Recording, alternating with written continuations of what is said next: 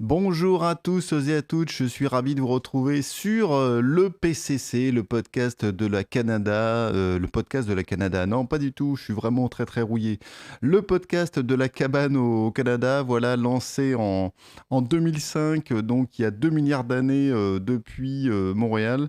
Et je reprends du service après quasiment un hiatus de 2 ans, puisque le dernier épisode du PCC, c'était en novembre 2018. À l'époque, j'avais basculé un peu sur Anchor, là, cette application assez bien foutue sur iOS qui permet d'enregistrer de l'audio puis de le poster directement et d'avoir un flux de podcasts. Alors, pour les nostalgiques du PCC, comme je suis depuis le showroom de la chaîne Guitare, j'ai une guitare et je vais vous faire le générique de la chaîne Guitare. C'est parti. Le générique du PCC, pardon.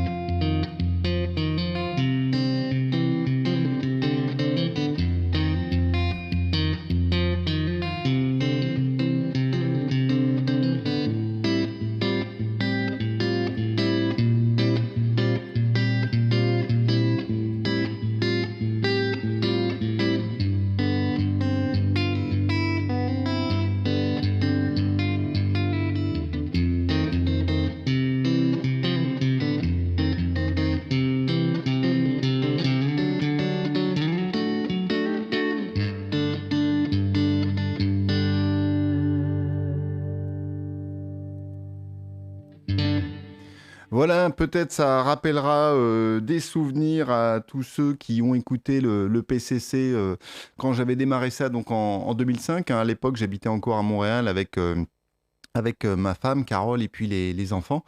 En fait, on avait immigré en fait, hein, pour faire un petit retour en arrière sur les épisodes précédents.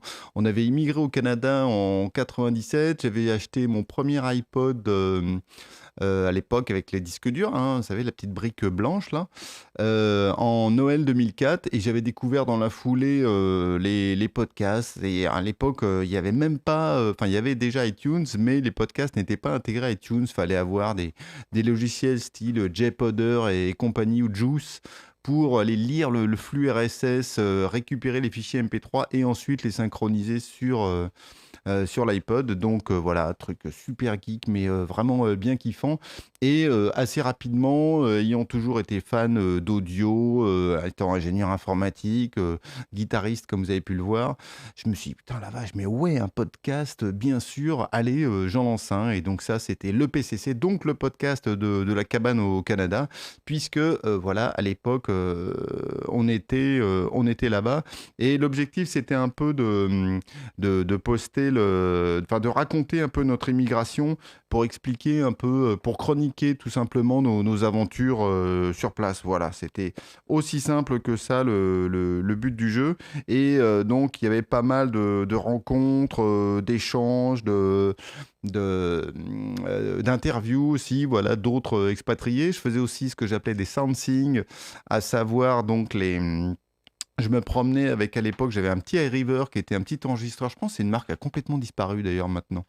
Un petit iRiver qui permettait de faire des enregistrements en stéréo d'excellente qualité et que je postais, voilà, donc je pouvais aller me promener au milieu des francopholies, au Festival de Jazz de Montréal, voilà, ça pouvait être aussi en allant voir les baleines sur le Saguenay ou en faisant des promenades juste pour avoir des bruits de rue. Et évidemment, pour ça, le podcast se prête exactement, enfin, très très bien à cet exercice puisque c'est là où la puissance de l'audio est incomparable par rapport à la puissance de l'image, puisqu'on n'a que l'image. Là, je suis en train de vous parler entre vos deux oreilles, voilà, tranquillement. Et on peut avoir tout plein d'images comme ça qui viennent. Et ça fonctionnait plutôt pas mal. Et donc, j'en ai fait plus de 300.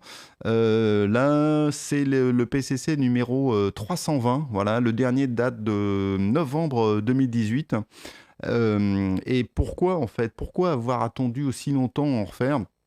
En fait, c'est très, très simple. C'est parce que, depuis 2000, alors depuis, on va dire depuis 2009, c'est là où j'ai créé la chaîne Guitare, qui à l'époque était aussi un podcast, enfin qui est toujours d'ailleurs un podcast, mais à l'époque, c'était que un podcast audio que je faisais soir et week-end. Et puis une interview, débouchant sur une autre, voilà. Enfin, je me suis découvert une passion vraiment dévorante pour l'activité de journalisme, en fait, hein, sur la chaîne Guitare, sachant que c'est pas du tout ma formation d'origine, hein. Moi, je suis ingénieur, j'ai un MBA, j'ai travaillé 25 ans dans le merveilleux monde du corporate, 10 ans chez L'Oréal au Canada, voilà. Mais j'ai toujours joué de la guitare et c'était vraiment l'idée, c'était de parler de guitare. Et pour ça, le podcast était évidemment parfait, est toujours parfait, puisque c'est un média de niche qui permet d'adresser un thème très spécifique sans se soucier de faire de quelque chose de généraliste. Donc j'ai lancé le podcast en 2009. Et puis en 2012, j'ai décidé de me lancer à temps plein sur cette activité. Voilà, et c'est toujours le cas. Voilà, on est aujourd'hui donc en juillet 2020 et ça continue toujours. Et donc là, j'ai dit novembre 2018 et déjà, enfin en novembre 2018, enfin j'avais déjà quand même pas mal ralenti la fréquence de publication du PCC, sachant que dans la grande époque où on habitait au Québec, j'en publiais un par semaine. Quand on est revenu en France, donc c'était en 2008, décembre 2008, j'en ai posté un par mois. Et puis après, ça s'est un petit peu espacé jusqu'à s'arrêter quasiment complètement. J'avais repris un petit peu en 2018, donc avec cette application Anchor, mais c'était pas non plus la même chose, quoi. Voilà, j'avais pris l'habitude de faire des interviews, enfin de faire mes enregistrements un peu à la main, après de monter soit à l'intérieur de Audacity que j'utilisais au début, et puis après je suis passé sur Mac, à l'intérieur de GarageBand, et j'ai jamais pris le rythme d'enregistrer le podcast directement depuis le téléphone. Et là, je sais pas pourquoi, ces derniers temps, ça m'a un petit peu retravaillé. Peut-être en partie parce que là, je vous parle donc du showroom de la chaîne Guitare, qui donc est le projet qui m'occupe à 100%, et c'est la raison essentielle pour laquelle j'avais arrêté de publier sur le PCC, parce que toute mon énergie, en fait, tout mon temps était passé là-dessus. C'est toujours le cas aujourd'hui, mais depuis 2-3 ans sur la chaîne Guitare, j'ai un showroom, voilà, qui se situe à Paris, qui est l'endroit où je fais toutes les interviews en direct de musiciens. C'est l'endroit aussi où je filme tous les tests de matos. Hein, voilà, vous pouvez voir, pour ceux qui regardent sur YouTube, que je suis entouré de matériel. Je vous ai fait une petite intro, la guitare. Il y a des amplis, des pédales, partout, partout. Et...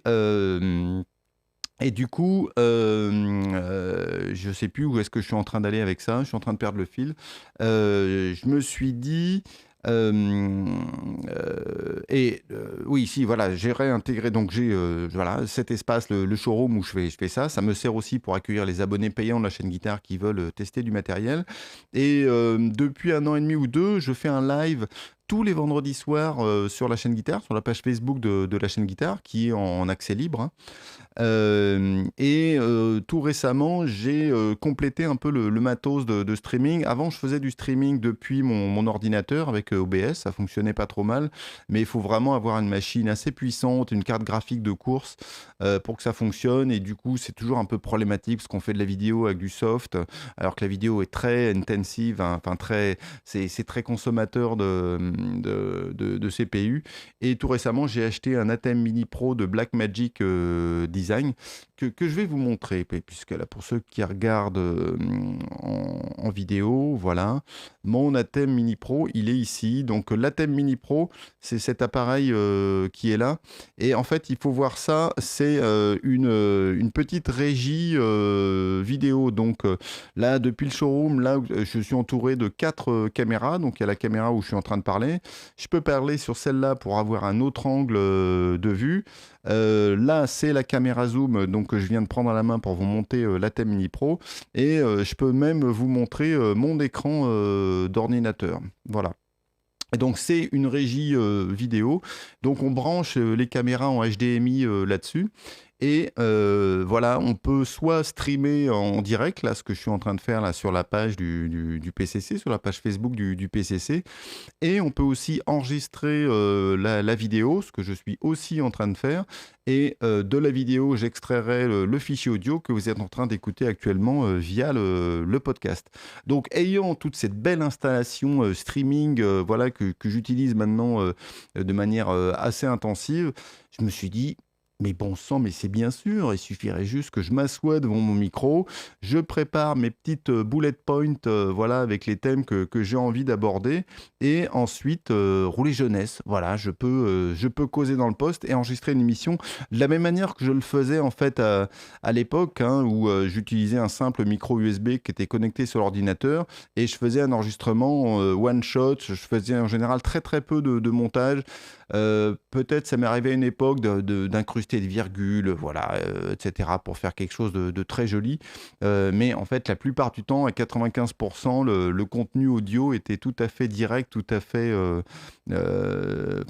comme si j'étais en train de parler en live, alors qu'à l'époque, j'enregistrais, je faisais l'export du fichier MP3, je l'uploadais, je mettais en place la page web, etc. Donc là, on est en 2020, donc cette émission sera disponible sur ma chaîne YouTube perso, hein, pas sur la chaîne pas sur la chaîne YouTube de la chaîne Guitare. Ça sera aussi disponible donc en audio. Et puis, donc, sur la page Facebook du PCC, où ça sera aussi disponible en replay. Voilà, comme ça, vous savez tout. Vous avez un peu toute l'historique de pourquoi se remettre maintenant, enfin, et c'est pas trop tôt, diront certains. Ce matin, j'ai posté... voilà ce petit avis sur mon profil perso Facebook en disant bah tiens si je faisais un enregistrement live du PCC, est-ce que y en a que ça intéresserait? Alors je me doutais un petit peu de la réponse parce qu'assez régulièrement on me réclamait des émissions sur le PCC, et je répondais à chaque fois bah là je suis vraiment à fond de balle là, sur la chaîne Guitare, et j'avais un peu perdu la motivation, l'envie de faire le PCC. Non pas par désamour du podcast d'ailleurs, parce que je continue d'être un très très gros mangeur de podcasts, hein, j'en écoute en permanence, mais c'est plus parce que le besoin, je dirais, de partager, d'échanger, je le vivais vraiment beaucoup à travers la chaîne Guitare. Voilà, maintenant, à vous de me dire, vous qui êtes en train de regarder ça, je vois qu'il y a Fred qui est dans la chatroom, voilà, salut Fred, ou qui écoutez ça à travers le podcast, vous pouvez me dire si c'est une bonne idée de faire ce genre de formule, de quoi vous avez envie que je vous parle. Je vais évidemment, là, on va parler un peu de l'état du podcasting en général, je vais vous parler des podcasts que j'écoute, puis on va parler un petit peu de la chaîne Guitare, puisque c'est le projet qui m'anime depuis un peu plus de 10 ans maintenant. Alors, je peux vous montrer mon écran d'ordinateur. Voilà, je montre actuellement le site web. Le site web, ça n'a pas changé, c'est lepcc.net. Là, il tourne actuellement sur WordPress, donc vous pourrez trouver les différents articles des PCC précédents, et c'est donc ça va être sur ce site web que vous pourrez voir les prochains épisodes, et bien sûr à travers le podcast donc qui est toujours sur iTunes, hein. Là effectivement il n'y a pas eu d'épisode de connecter, de brancher, de poster dans le fil depuis très longtemps. Et j'utilise d'ailleurs toujours la même solution d'hébergement du podcast, hein. C'est toujours sur un site web qui s'appelle Libsyn, libsyn.com, donc c'est Libsyn, ça veut dire Liberated Syndication, où je paye un abonnement, j'allais dire depuis toujours, en tout cas depuis 2005 au moins, pour héberger les fichiers MP3. C'est d'ailleurs aussi sur le même site web, avec le même service, mais avec un autre abonnement, que j'héberge le podcast de la chaîne Guitare. Et donc, la chaîne Guitare, en fait, est un sous-produit du PCC, parce que s'il n'y avait pas eu le PCC, il n'y aurait pas eu la chaîne Guitare, ça c'est clair, il n'y a aucun doute là-dessus. Et la chaîne Guitare, donc, qui a démarré au début que en podcast audio, continue toujours en podcast audio. Donc là, j'ai arrêté même de compter le nombre d'épisodes que j'ai postés sur la chaîne Guitare parce que je suis un peu plus de 1000 interviews. Alors, toutes les interviews n'ont pas été rediffusées en audio, mais il y en a une bonne partie. Donc, il y a plusieurs centaines d'épisodes comme ça sur la chaîne Guitare. La partie dont je voulais vous parler, c'est faire aussi un état des lieux sur le podcast. Donc, moi, le podcast, comme je vous disais, j'ai découvert ça en 2004, fin 2004, début 2005. Et j'ai jamais arrêté d'en écouter, d'en produire, etc. Et très régulièrement, il y a eu et il y aura, je pense encore, des hauts et des bas au travers dans le petit monde du podcasting.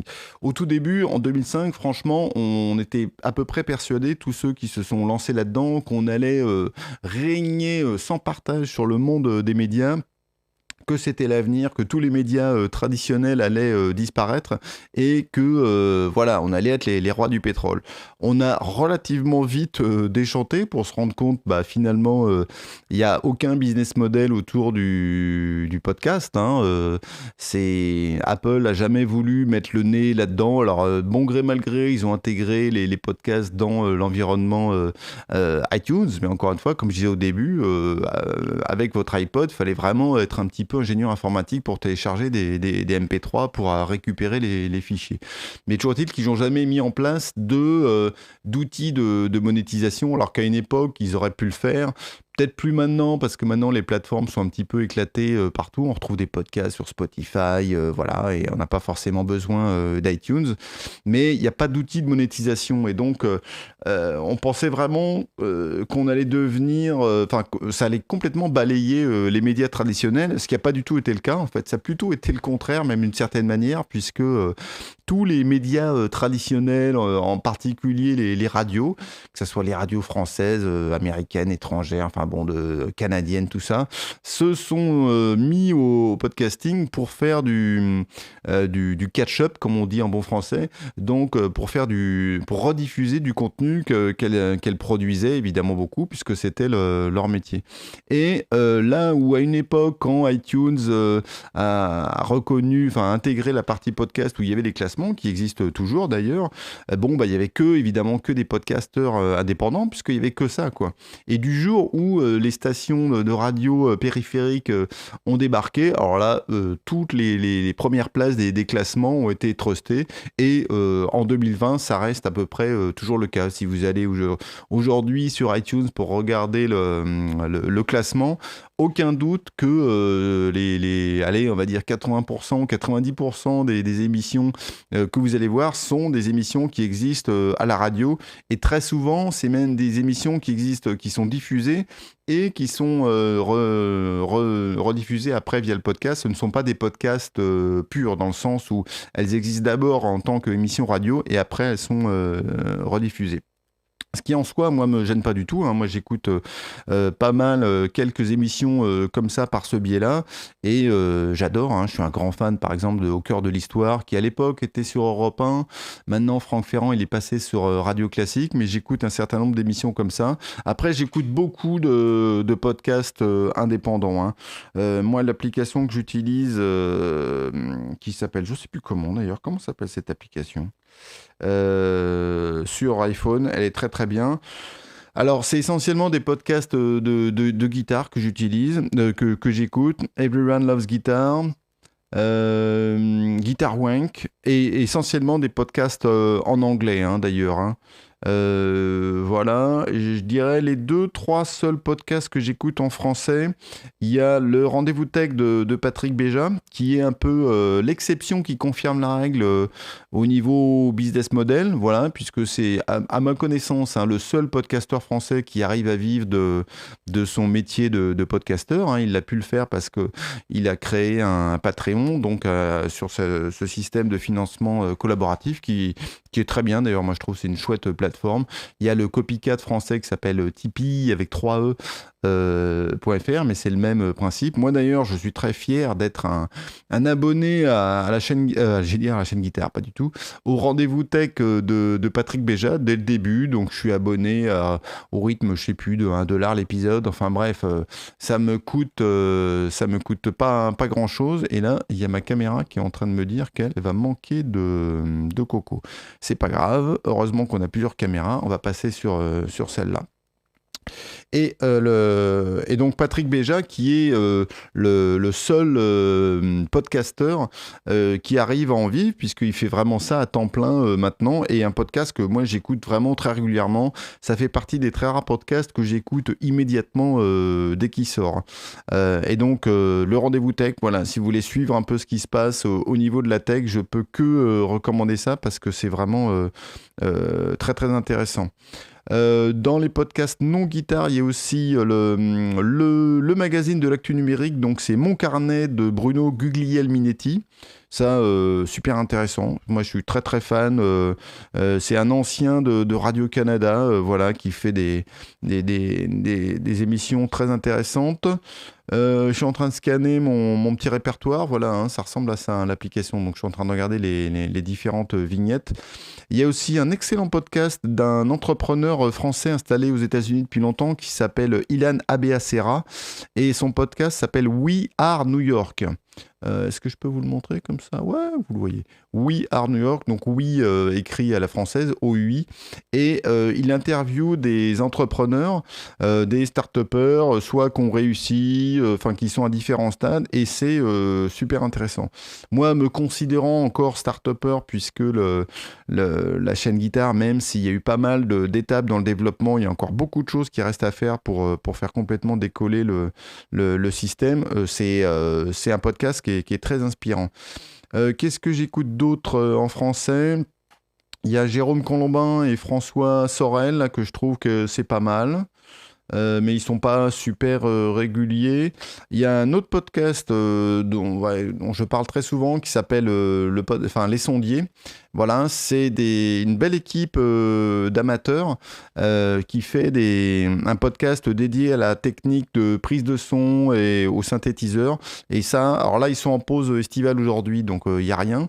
Mais normalement, ils sont lundi madère, donc tous les lundis, ils postent une émission qu'ils enregistrent en direct d'ailleurs. Ça fait partie des podcasts que j'écoute, mais systématiquement dès que ça sort le mardi matin. Voilà. Alors, il y a, je crois que c'est tout en français. Je vous ai parlé de Niptech. Non, j'ai pas parlé de Niptech. Niptech, je suis hyper fan aussi. Ça, c'est un podcast qui est enregistré en Suisse avec Benoît Curdi et puis Michael Monet. Et c'est vachement bien. C'est une sorte, un peu comme le rendez-vous tech. Voilà, c'est un peu leur analyse à eux du start-up, inspiration tech. C'est vraiment très bien. Et je sais pas pourquoi, j'arrive pas à le trouver dans dans mes petites vignettes. C'est bizarre, ça. En tout cas, ça s'appelle Niptech et c'est vachement bien. Très fan. Là, pareil, dès que ça sort, je les écoute sans coup férir. Et c'est curieux parce que j'ai fini d'écouter un épisode à eux il n'y a pas très longtemps. Bon, peu importe, je sais pas pourquoi, je peux pas vous montrer l'image, mais c'est pas grave, on fera sans. Côté guitare en français, il y a pas beaucoup de podcasts. Hein. Il y a Guitare Obsession de Julien Bitoun. Voilà, quelqu'un que je connais bien, qui est quelqu'un d'assez proche parce qu'on a fait très souvent des émissions ensemble. Il est venu plusieurs fois ici au showroom, je l'ai fait en interview. C'est à la fois un journaliste, un pigiste, il écrit des bouquins, etc. Et son podcast s'appelle Guitare Obsession et je vous le recommande. Voilà, évidemment, ça parle beaucoup de guitare, mais il parle aussi très bien de musique et ça, c'est vraiment très sympa. Il y a Les Pieds dans le Patch qui est le podcast du site web Audiofanzine, voilà, qui publie à peu près une fois par mois. Je trouve qu'il est vraiment, vraiment sympa. Des fois, bon, je trouve que le son et le type de... Le ton, voilà, qui est employé, un peu potache. Bon, je trouve ça un peu relou, mais néanmoins, le contenu est très intéressant. C'est plutôt long hein, comme format de podcast, donc je vous le recommande. La machine à mixer de Étienne Tremblay au Québec, ça fait un moment qu'il l'a pas posté, donc j'hésite un peu à vous le recommander. Fred, tu me demandes, là dans la chatroom, s'il y a des podcasts musique en français.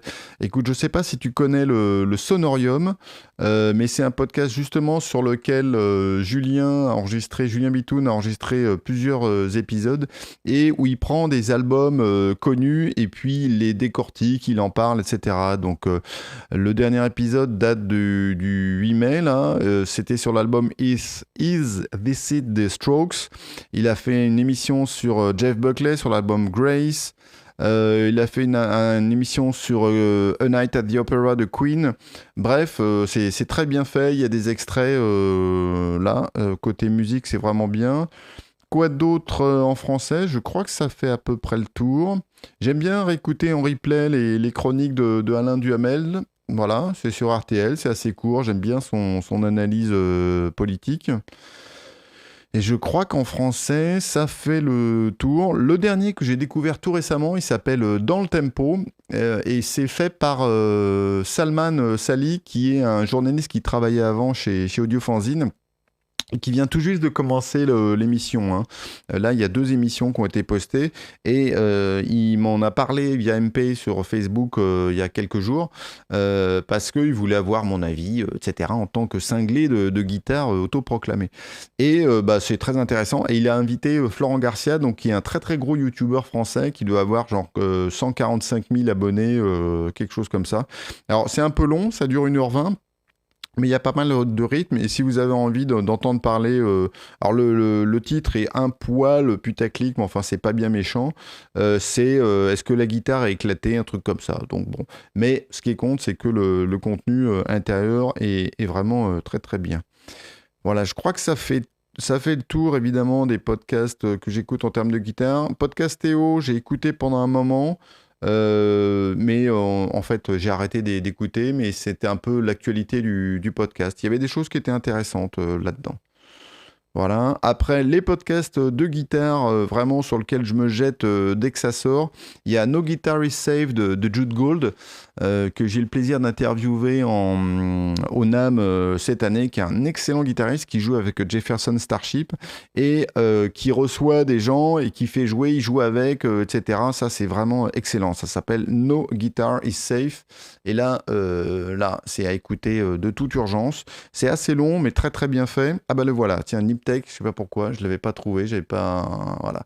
Niptech, ça je vous le recommande, 2 Suisses qui parlent de Suisses et un Français d'ailleurs, parce que maintenant ils ont un 3e Padawan avec eux, qui anime le podcast. Donc ça c'est très bien. Guitar Wank, je vous en ai pas encore parlé, mais voilà. Guitar Wank, ça c'est un podcast qui est animé par Scott Anderson, Bruce Forman et Troy McCubbin. Donc là, ça parle anglais à mort, américain, on peut le dire. Et c'est pas toujours évident à suivre, hein, mais c'est super intéressant. Pareil, quand ça sort, ça j'écoute tout de suite. Un podcast tout récent que je viens de découvrir, c'est Wong Note de Cory Wong. Voilà, c'est le guitariste de Wolfpack. Qui fait des interviews, voilà, excusez du peu. Dans ses derniers invités, il y a eu Eric Johnson, Molly Tuttle, John Scofield, Joe Satriani. C'est un podcast tout récent, le premier épisode a été posté le 14 mai, et ses interviews sont très bien. C'est non seulement un excellent guitariste de funk, Cory Wong, mais en termes d'interviews, il se débrouille vraiment très bien. Voilà, dans la série des podcasts sur lesquels je me jette dès que ça sort, il y a aussi Tone Talk, que je suis en train de chercher, voilà, ici, qui est un podcast qui est animé par Mark Uzenski et co-animé par Dave Friedman, donc des amplis Friedman, des guitares Friedman aussi. Et soit, en général, c'est pas en général, ils ont tout le temps un invité, et c'est des interviews de dingue, quoi. Franchement, l'autre jour, ils ont fait une interview avec Bob Rock, c'était super intéressant. Il y a eu Pete Thorne plusieurs fois, Trev Wilkinson, Bob Bradshaw, Sean Tubbs, qui est aussi un YouTuber, enfin bref, là aussi ça peut être des épisodes qui sont très longs, mais si vous êtes fan de guitare, et c'est que de la parlotte, hein, il n'y a pas un pet de musique là-dedans, c'est vraiment très très bien. Donc, et j'ai fait d'ailleurs, je vais essayer de vous la montrer là, en passant sur le site de la chaîne guitare. je vous montre le site de la chaîne guitare. Voilà, ça vous fait une belle jambe, vous êtes content. Et si vous tapez ici répertoire podcast dans le moteur de recherche, j'ai créé une page. Voilà. La chaîne guitare.com, tapez répertoire de podcast où j'ai listé, je continue de lister tous les podcasts que je regarde. Donc là, on voit dans les top 3 que je regarde absolument, Guitar Wank, Tone Talk et puis No Guitar is Safe. Et en bas, la dernière mise à jour, c'est du 14 juillet 2020. Voilà, il y a tous les podcasts qui parlent de guitare et vous pouvez voir qu'il y en a beaucoup. Alors, il y en a certains qui ont pod-fadé, c'est-à-dire qui ont disparu, mais la plupart continuent d'exister, voire il y en a eu des nouveaux, puisque il y a eu franchement un regain de l'écoute du podcast. Il y a 2-3 ans, on en entendait moins parler, puis c'est remonté. Maintenant, on peut même écouter des podcasts sur Spotify. Donc, par exemple, le PCC ou le podcast de la chaîne guitare ou la version anglaise de Guitar Channel, vous pouvez aussi le trouver sur Spotify, sur Deezer. Enfin bon, on le trouve dans plein d'endroits. Et ça, évidemment, moi, en tant que fin fondu de podcasteur de la première époque, oui, on peut le dire. Ça ne peut que me ravir. Maintenant, je n'hésite jamais à dire qu'il n'y a aucun business model dans le podcast. Il n'y a pas d'argent à faire là-dessus, puisqu'on ne peut pas monétiser facilement l'accès au contenu. En plus, bon, l'audio n'est pas super valorisé, malheureusement. Donc, on est tous habitués à allumer la radio, que ça soit une vraie radio ou via votre enceinte intelligente. Et vous n'avez jamais payé pour ça, quoi. Au mieux, vous avez peut-être payé un petit peu de redevance, mais voilà, la plupart du temps, c'est soit financé par la pub, soit par la redevance. Enfin, donc, voilà. Donc, faire payer pour de l'audio, il y en a qui ont essayé. Il y a eu des essais il n'y a pas très longtemps, une plateforme qui s'appelle Magellan, qui a été lancée en France, qui s'est bananée, là, qui a repris, qui est passé sur le mode, comment ils appellent ça, personal development, enfin, bon, rien à voir, et qui proposait qui pensait devenir une sorte de Netflix du podcast, et qu'on fait des choses d'ailleurs assez maladroites, parce qu'ils ont siphonné le contenu des gens en le mettant à disposition sur leur plateforme qui était payante. Enfin bon, il y avait eu des démarches qui étaient assez maladroites. Moi, je trouvais que c'était plutôt une bonne idée, plutôt une bonne nouvelle qu'il y ait de l'argent et puis des gens qui montent des business sur le podcasting, hein. Bon, ça n'a pas marché, ce qui m'étonne pas vraiment, puisque voilà, je dis haut et fort qu'il n'y a pas d'argent à se faire au niveau du podcast. La seule manière que j'ai vue qui fonctionne, enfin, on va dire les deux, mais bon, la première, je l'ai jamais vu beaucoup fonctionner. La première, c'est la pub, voilà, qui est vieux comme l'Internet, dans laquelle je crois pas beaucoup, parce que les coûts publicitaires, enfin les revenus publicitaires ont beaucoup diminué, donc c'est plus vraiment une option qui soit valable, je pense, aujourd'hui. Et en plus, qui forcément drive votre ligne éditoriale. Ça, il n'y a aucun doute là-dessus. Donc ça, c'est la première méthode, la pub. Et l'autre méthode, c'est par exemple ce que fait Patrick Béja avec du financement collaboratif, voilà, style avec des plateformes style Patreon. Et donc tout le contenu que Patrick produit, par exemple, il est toujours disponible gratuitement, c'est de l'audio, voilà. Mais si vous voulez contribuer et que vous êtes content de ce que vous écoutez, à ce moment-là, vous lui mettez le 1$ par épisode. Alors, il a plusieurs paliers, les paliers un peu plus hauts, ça permet d'accéder à la communauté et à échanger, etc. Donc pour moi, c'est le seul business model qui existe. Il faut vraiment voir le podcast comme un média qui permet de toucher des gens et comme un outil de communication, hein, en tant que pour gagner de l'argent, ça me paraît très compliqué. Alors peut-être si vous êtes un méga podcasteur et que vous êtes capable de vendre votre expertise pour faire des podcasts pour d'autres, mais là on passe sur autre chose. C'est pas le podcast lui-même qui rapporte de l'argent, c'est le fait de le produire, d'avoir le savoir-faire pour le faire. Il paraît qu'il y en a qui en font, parce que voilà, il y a une certaine résurgence au niveau du podcast, donc ça veut dire qu'il y a des entreprises qui ont besoin d'expertise à ce niveau-là. Voilà, je vais vous parler un petit peu maintenant de la chaîne Guitare. Donc la chaîne Guitare que j'ai créée en 2009, et donc qui était que un podcast.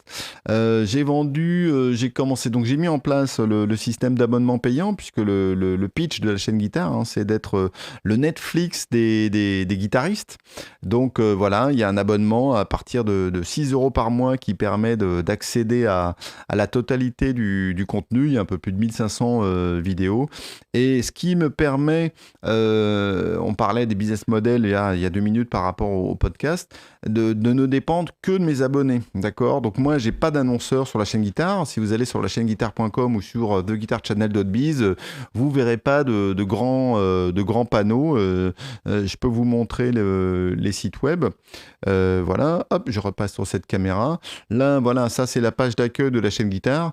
Bon, bah il n'y a pas de marques qui sont indiquées ici, hein. Si on descend sur un article, vous allez tomber sur les interviews, et voilà, mais il n'y a pas d'annonceur. Idem sur The Guitar Channel, puisque theguitarchannel.biz, c'est la version anglaise du podcast. Il n'y a pas d'annonceur, et c'est vraiment quelque chose qui est évidemment très important pour moi, parce que je veux ne dépendre que des abonnés de la chaîne Guitare, ce qui me permet d'être complètement libre en termes de qui j'interviewe, de quels sont les événements où je me déplace pour faire des reportages, des interviews, etc.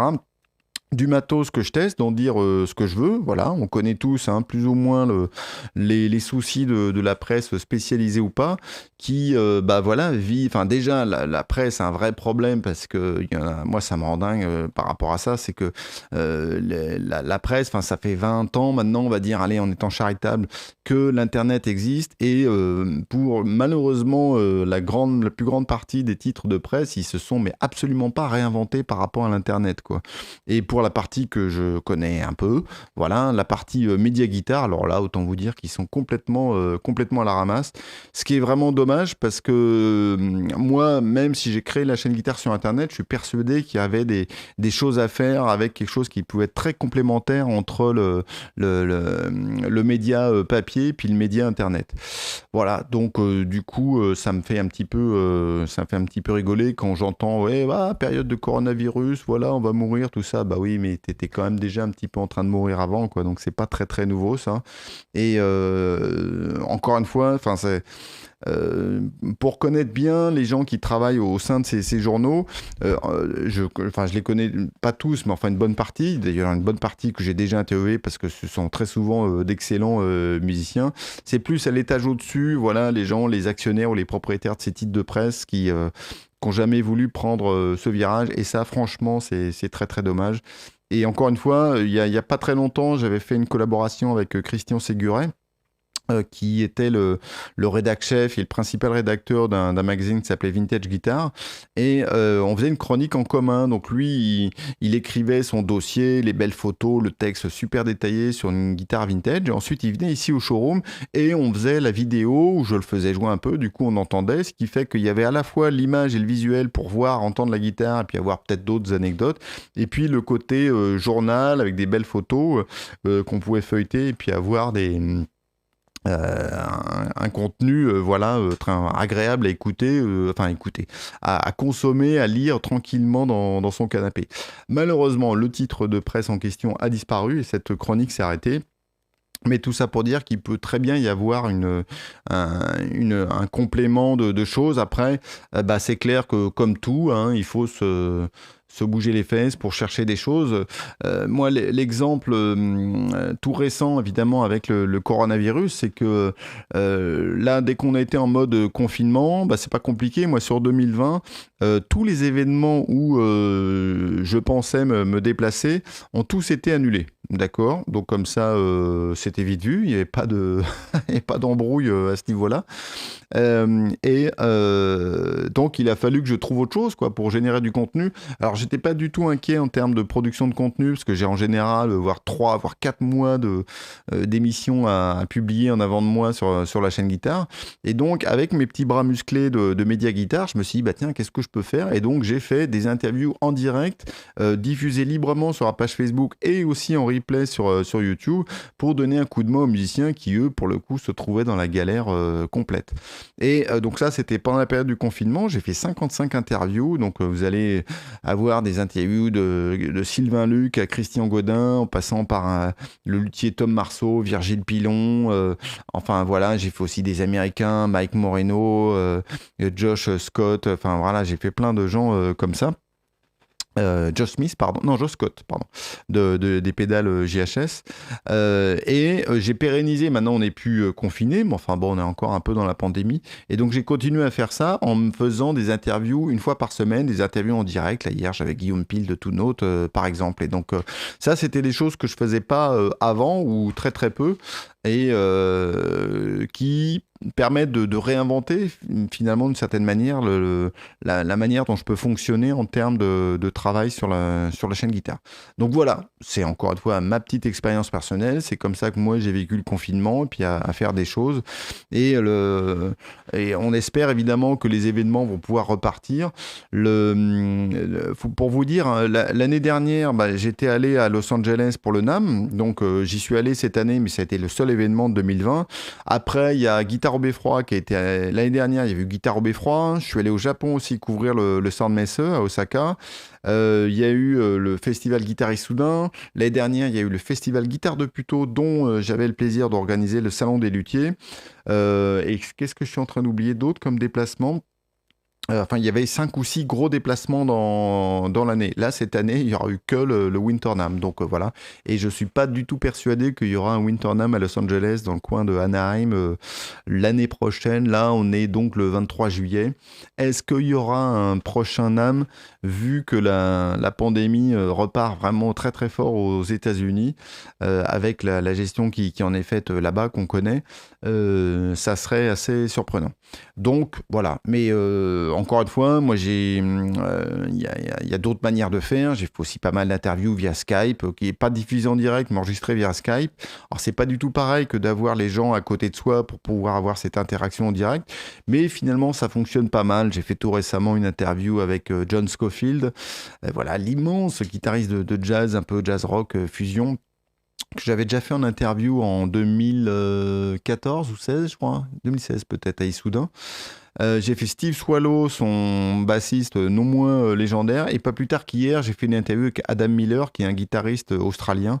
Voilà, donc moi j'étais ici à Paris, et lui il était à côté de Sydney en Australie, et ça fonctionne pas mal pour autant que la qualité de connexion soit bonne. Évidemment, je peux pas vraiment faire jouer de la guitare à mes invités à distance, parce que ça soit Skype ou FaceTime, hier par exemple c'était avec Skype, le son, le traitement du son est pas du tout fait pour la musique, c'est fait pour la voix, c'est très optimisé, mais alors, dès que vous mettez un bruit de guitare là-dedans, c'est très très, enfin c'est complètement choucrouté, il faudra enregistrer de chaque côté pour que ça fonctionne correctement. Donc tout ça pour dire qu'on peut trouver des moyens, des méthodes pour travailler et pour ensuite avoir des propositions et pour se réinventer. Voilà, donc aujourd'hui, je suis un peu au-dessus de 400 abonnés payants sur la chaîne Guitare. Donc, c'est à la fois peu et beaucoup. C'est très souvent ce que je dis. C'est peu dans le sens où c'est pas énorme comme terme de chiffre d'affaires par rapport au temps plein que j'y passe. Par contre, c'est au niveau où ça me permet moi, de financer tout ce qui est les déplacements, quand je pouvais encore me déplacer. Voilà, entretenir le showroom, payer les frais de fonctionnement, etc. Maintenant, nul doute que je gagnais beaucoup plus d'argent dans mon ancienne vie de salarié, voilà, que ce que je peux gagner maintenant. Mais même si je gagne beaucoup moins d'argent, clairement ma vie est infiniment plus riche maintenant, même si j'assume totalement la vie que j'ai eue avant de salarié. Moi ça m'a éclaté, j'ai fait des choses super intéressantes, des voyages, etc. Enfin, les expériences de management, c'est aussi des choses dont je peux me servir aujourd'hui, en particulier les 10 ans chez L'Oréal qui m'ont beaucoup marqué. Donc voilà, puis je pense de toute façon on est mûr à un moment ou à un autre pour faire un changement, et puis je suis très content de la vie que j'ai eue avant, mais d'un point de vue enrichissement personnel, c'est clair qu'en ce moment ça n'a rien à voir par rapport à ce que j'ai pu vivre auparavant, même si j'avais eu des expériences très très riches. Voilà, je me rends compte que ça fait déjà 43 minutes que je parle. Donc, écoutez, à vous de me dire si cette formule PCC enregistrée en live est pertinente pour vous. N'hésitez pas à me dire ce que vous en pensez, que ça soit sur Twitter, Instagram, Facebook, sur lepcc.net. Et puis, on verra. Je vais essayer de ne pas prendre 2 ans pour poster un prochain épisode. Merci encore d'avoir regardé ou d'avoir écouté ça. Et à très bientôt pour de nouvelles aventures sur le PCC. Ciao, bye bye.